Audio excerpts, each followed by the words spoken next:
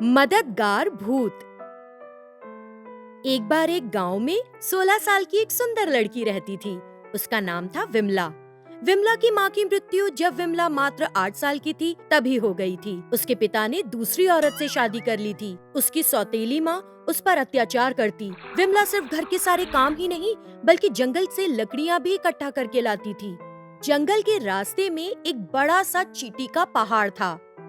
विमला ने कई बार उसमें हाथ डालकर सांप के डस लेने से मर जाने की सोची, लेकिन उसका एक छोटा भाई भी था जो उसके लिए सब कुछ था। विमला उसकी देखभाल करती थी और अपने भाई के बदले खुद मार सह लेती थी। विमला जानती थी कि उसके मरते ही उसकी माँ उसके भाई को जमींदार के यहाँ नौकर बना देगी। अपने भाई का ख्याल रखने के लिए वो जिंदा थी। एक दिन अचानक विमला के पिता की मृत्यु हो गई। विमला ने सोचा अब उसका जीवन पहले से भी ज्यादा मुश्किल हो जाएगा, और जैसा कि उसने सोचा था उसकी माँ ने उसके भाई को जमींदार के यहाँ नौकर लगवा दिया। वो अभी 10 साल का भी नहीं है, वो क्या काम करेगा, उसको पढ़ने दो। 10 साल का है और भूख 25 साल के आदमी की तरह लगती है। तुम्हारा बाप अब जिंदा नहीं तुम लोगों को ऐसे अब बिठा के खिलाने के लिए। मैं उसके खाने का इंतजाम खुद कर लूंगी। अगर मैं जंगल से कुछ और लकड़ियाँ इकट्ठा कर लेती हूँ तो मुझे कुछ पैसे मिल जाएंगे। हाँ, अगर तुमने घर के काम छोड़े तो तुम्हारी खैर नहीं। विमला घर के काम के बाद जलाने के लिए और लकड़ी लाने लगी और गांव में बेचने लगी। इस तरह कुछ दिन बीत गए। कुछ समय पहले उसकी सौतेली माँ ने गहनों के लिए कुछ पैसे उधार लिए थे। उसे विमला और इस उधार से छुटकारा पाने का उपाय मिल गया। एक दिन उसने विमला से कहा, 4 दिन में तुम्हारी शादी है। तुम्हारे पिता ज्यादातर गांव वालों से उधार लेकर मर गए। अगर तुम जमींदार से शादी कर लो तो वो मुझे 5,000 रुपए देगा। मैं सारे उधार चुकता कर चैन की सांस लूंगी। ये सुनकर विमला स्तब्ध रह गई। वो जमींदार एक मरीज था। विमला ने हैरानी से अपनी माँ से पूछा, क्या मैं उस मरीज से शादी कर लूं? विमला की हालत रोने जैसी हो गई। अरे वो मरीज नहीं है, बस उसका शरीर ऐसा दिखता है। बेवकूफी मत कर, उससे शादी कर ले, नहीं तो उधार चुकता नहीं होगा। अपने भाई के भविष्य के बारे में ना सोचते हुए विमला ने निश्चय किया कि शादी की बजाय वो खुदकुशी कर लेगी। वो आधी रात जंगल गई और उस चींटी के पहाड़ में अपना हाथ डाल दिया। उस चींटी के पहाड़ के पास एक पेड़ था और वहाँ पर एक भूतनी आई हुई थी। विमला को देखकर वो पेड़ से नीचे कूदी और उसे डराने के लिए चिल्लाने लगी। मगर विमला डरी नहीं।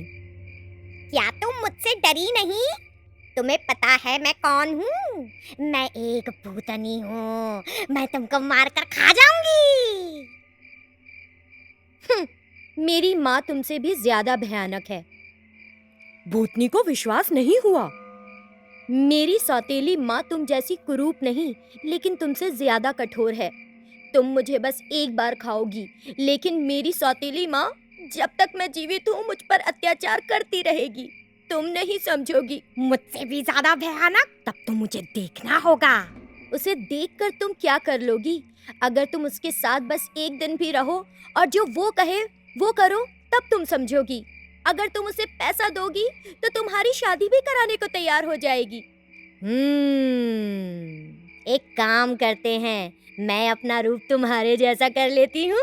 मुझे देखकर तुम्हारी माँ को लगेगा कि मैं तुम हूँ। एक पूरे दिन तुम्हारी माँ जैसा कहेगी मैं वैसे ही करूँगी। विमला को ये उपाय फालतू लगा, लेकिन भूतनी का उत्साह देखकर वो राजी हो गई। मैं कल आधी रात तक यहाँ रहूंगी। बिना देर किए तुम्हें वापस आना होगा और मेरे भाई का ख्याल रखना। भूतनी ने विमला का रूप धारण कर लिया और चली गई। पूरे दिन विमला ने जंगल के फल खाए और मजे से इधर-उधर घूमती रही। शाम होते ही वो उस पेड़ के पास पहुंची जहाँ भूतनी रहती थी। देर शाम भूतनी विमला के रूप में रोते हुए वापस आई। अरे तुम इतनी जल्दी कैसे लौट आई? मेरा भाई कैसा है? तब विमला के रूप में भूतनी बोली, तुम्हारा भाई ठीक है। मैं उस भूतनी के साथ 1 मिनट और काम नहीं कर सकती थी। उसने बेहद कठोरता से पूरे दिन मुझ पर अत्याचार किया। उसने पूरे दिन मेरी पीठ पर डंडे बरसाते हुए मुझसे घर के काम कराए, मुझसे धान कुटवाया और बगीचा साफ करवाया। उसने मुझे ढंग से खाना भी नहीं दिया। उसने मुझसे आज रात चना पीसने को कहा। तुम्हारी सौतेली माँ जैसी कठोर भूतनी इस दुनिया में दूसरी नहीं। इसी बीच विमला की सौतेली माँ वहाँ एक लंबा डंडा लेकर आ गई। अरे मुझे पता था कि तू काम से बचकर यहाँ आ जाएगी, कामचोर लड़की। चल घर। अपनी सौतेली माँ को देखकर विमला पेड़ के पीछे छिप गई। भूतनी डर के मारे अपने असल रूप में आ गई और पेड़ पर चढ़ गई। उसे देखकर विमला की सौतेली माँ जोर जोर से चिल्लाने लगी। वो ये देखकर पागल हो गई कि विमला एक भूतनी बन गई है। वो अजीब अजीब सी आवाजें निकालती हुई जंगल के अंदर भाग गई। भूतनी ने पैसों से भरा एक बड़ा सा थैला विमला के सामने फेंका और कहा, मैं तुम्हें और तुम्हारी माँ को और नहीं बर्दाश्त कर सकती। मैं बिना बात के यहाँ आ गई थी। और भूतनी एक चमगादड़ बनकर वहाँ से उड़ गई। विमला ने पैसों का भरा हुआ थैला उठाया और घर चली गई। विमला ने जंगल में कुछ आदमियों को अपनी माँ को खोजने के लिए भेजा, लेकिन वो नहीं मिली। विमला ने अपनी पसंद के लड़के से शादी कर ली और अपने छोटे भाई की देखभाल भी करने लगी। इस तरह भूतनी की मदद से उसे मुसीबतों से छुटकारा मिल गया। Hi kids! Hope you like the video. Subscribe for more videos. Visit us in Facebook and Twitter. Thank you. Bye bye.